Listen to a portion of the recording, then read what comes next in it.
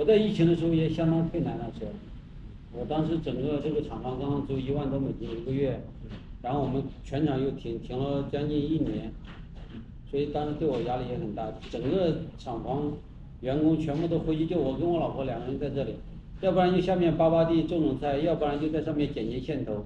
当时都是自己给自己画饼，自己鼓励自己。哎，你是哪一年来越南创业的？我是16年的3月份第一次过来考察。当时怎么想到来越南的？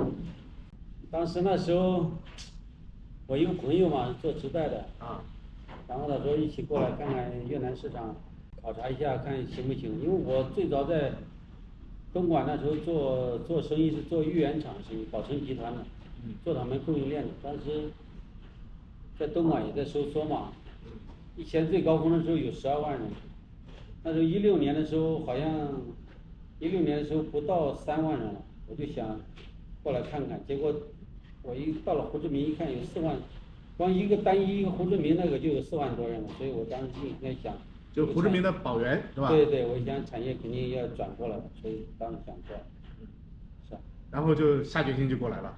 过来了，当时在同代跟那个朋友2个人合伙买了一小块地，到了我们16年开始，17年建好，到了18年又分开。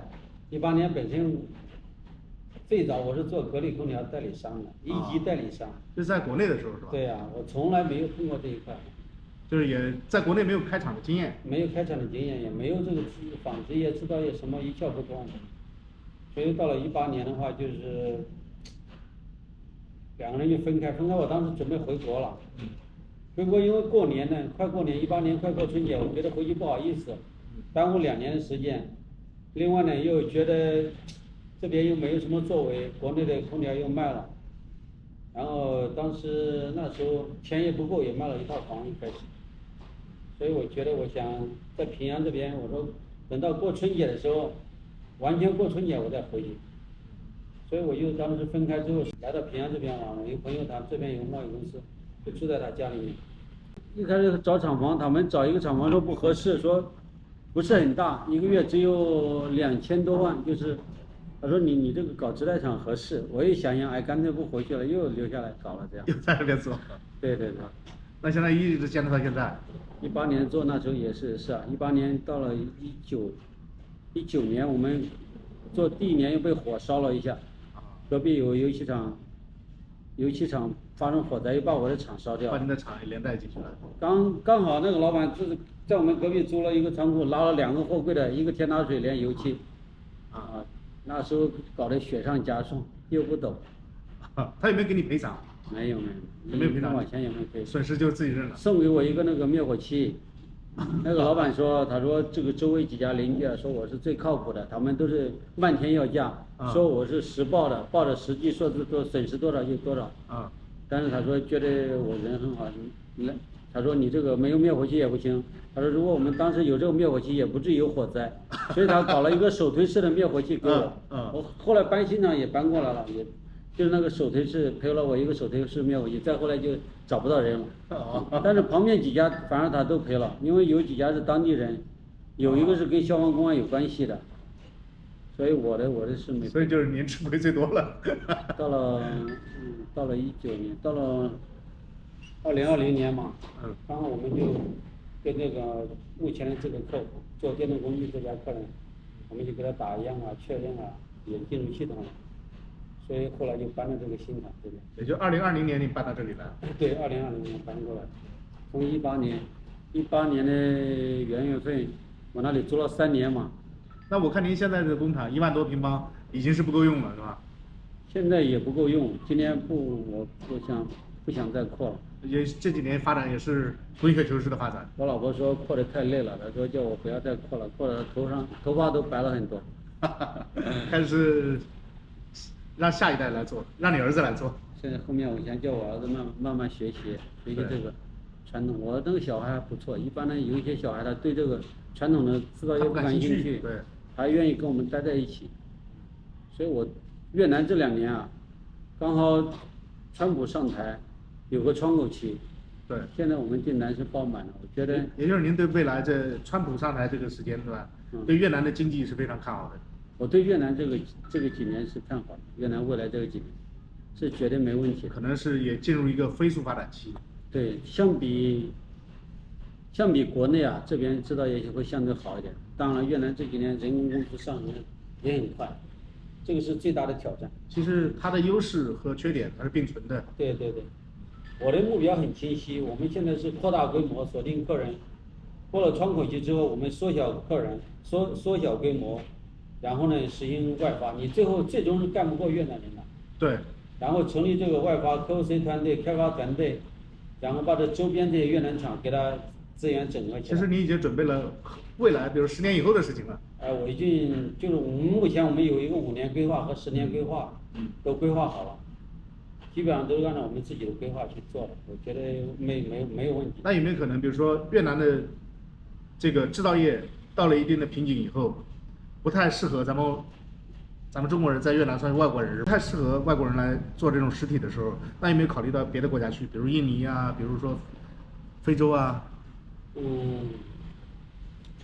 越南的话，我是这样想啊，它有一个这个工业制造业上升期，上升期之后，接下来就是金融业、商业服务业。因为越南离我们国内比较近嘛，我想未来这边制造业能做的话，我们就尽量做。如果有一天真的做不下去了，我们的成本啊，所有的东西太高了，我们没办法做了，我们看往商业方面走一走，看一看。所以关于到这个去其他国家，就是说，我可能会带我小孩去这周边的这些，或者印尼啊，这个印度啊，或者去看一看，去非洲看一看。关于后来他做不做，那就小孩子们来做了，因为我们到了在10年之后都60岁了，没办法再干了，干不动，干也是心有余力不足了。就是为下一代铺一个路，让他们选择，对吧？给他们一个选择权。干个10年就退休不干了，回老家种田，回老家种田钓钓鱼。到时候是这样想的，但是我觉得目前越南这几年还可以。对。唯一的就是这个一个人工成本上升比较多。人工成本在上升，其实它的原材料成本也在上升。厂房租金也在上升。租金也在上升。对，这是我们面临最大的压力。其实像10年前来越南的，就抓住这波红利期了。对。现在来是有点晚了，对吧？如果重新来越南开厂的话，如果说有很多国内的朋友想把工厂转移到越南来，你有什么建议？我觉得现在过来啊，你一个按照国内的这个管理模式啊，在越南行不通。我都中间亏得卖了2套房，还一直这样坚持。像如果现在那个时候，相对之前8、9年前啊，我们还在年轻，就是摔倒了还能爬起来。现在国内过来企业，你小资金已经没办法在这边，没办法，你投下去也是没有收益。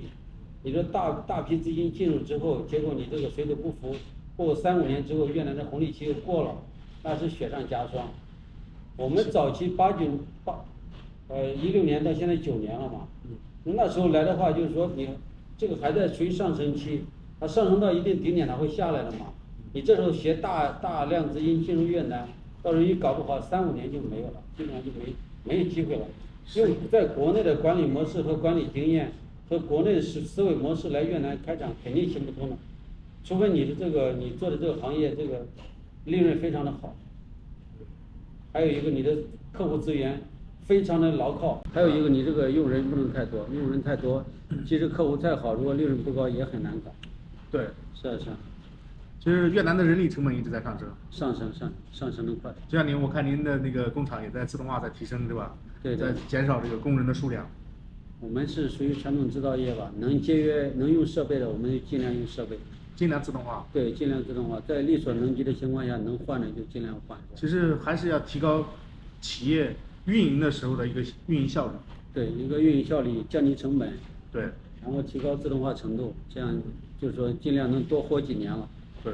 是啊，您在这方面还是比较有前瞻性的。没有，我也是边干边学习，我是一个大白，但是我肯学，我是说我的心态比较好。其实来越南的，不光是来越南创业的老板，都是要好学，因为国内的很多东西搬到越南来的话，很多是被推翻的。是。是吧？你要重新开始，重新学，以前等于是一个第二次开始。对，等于又一次创业了。对，当你往这越南走的时候，就代表了你的人生轨迹又发生了转变。我老婆当时说，她说我当时是不是要管你严一点，或者说不给你钱你就不过来了，我们就没有这个越南之行。其实我想也是这样的，其实过来也不一定是坏事，国内目前也不太好，但是整个来说那个时间段还算可以，就是说我们就是再跌倒了还能再爬起来，但是现在进来的话，看跌倒了就很难爬起来。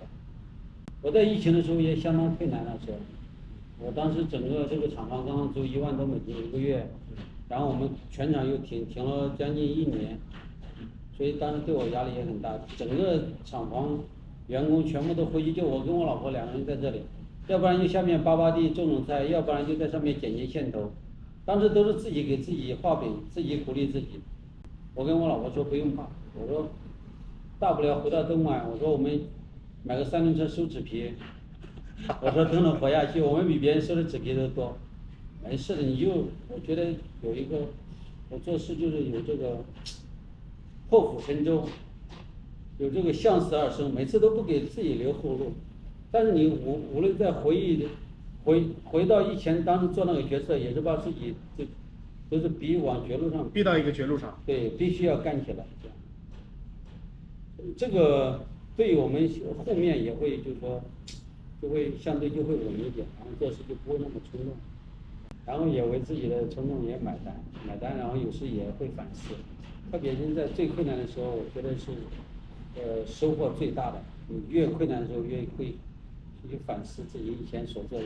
你现在的结果就是你以前做出的决策造成的，是吧？包括你现在好，也是以前选择做的决策是正确的；现在的不好，也是以前做的决策。不是现在的不好，是现在造成的，跟自己早期做决定有关。那我们现在做决策就会变得就会相对保守一点了，就会相对。不会这么冲动，那对未来也是有好处的。对。